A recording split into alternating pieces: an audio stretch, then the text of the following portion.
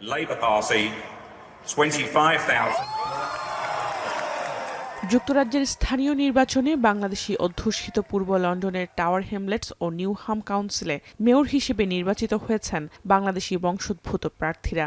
শুক্রবার স্থানীয় সময় সকাল 10টায় পূর্ব লন্ডনের এক্সেল সেন্টারের ভিন্ন দুটি হলে আনুষ্ঠানিকভাবে ভোট গণনা কার্যক্রম শেষে ফলাফল ঘোষণা করা হয়। নিউহাম কাউন্সিলে 25,538 ভোট পেয়ে নির্বাচিত হন Farhad Hossain.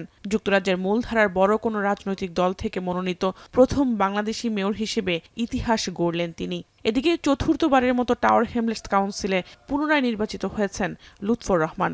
Alhamdulillah, you have given us another mandate to serve you with dedication, with commitment, with the passion. Our passion is to change Tower Hamlets positively forever. দেশজুড়ে স্থানীয় নির্বাচনী ফলাফলে বড় ধরনের ধাক্কার মুখে পড়েছে ক্ষমতাসীন লেবার পার্টি। লেবার ঘাঁটিগুলোতে রিফর্ম পার্টির অপ্রত্যাশিত উত্থান দেশটির রাজনৈতিক অঙ্গনে নতুন সমীকরণের ইঙ্গিত দিচ্ছে। ইমিগ্রেন্টদের বিপক্ষে শক্ত অবস্থান নিয়ে নাইজেল ফারাজের দল আগামীতে সরকার গঠন নিয়ে দুশ্চিন্তায় ইমিগ্রেন্ট কমিউনিটি। এখানে সব কমিউনিটিকে সমানভাবে গুরুত্ব না দিলে কোনো সরকারই আসলে টিকবে না। তো ইমিগ্রেন্ট কমিউনিটি আমার মনে হয় না আতঙ্কিত হওয়ার কিছু আছে।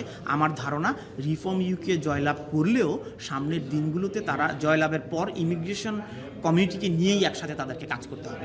রিফর্ম ইউকে যেই কট্টরপন্থী রাজনীতির ডাক দিয়েছিল এবং সেই কারণে আসলে যে ব্রিটিশ মূলধারার মানুষ বা শ্বেতাঙ্গ মানুষ যারা সাধারণত ভোট বা স্থানীয় নির্বাচন এগুলোকে তেমন পাত্তা দিতেন না, ভোটে অংশগ্রহণ করতেন না, কিন্তু এবছর তারা অংশগ্রহণ করেছেন এবং তাদের অংশগ্রহণের ফলেই রিফর্ম ইউকের এই উত্থান।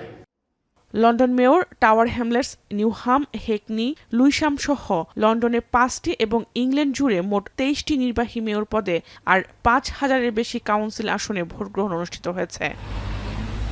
এখন যুক্তরাজ্য।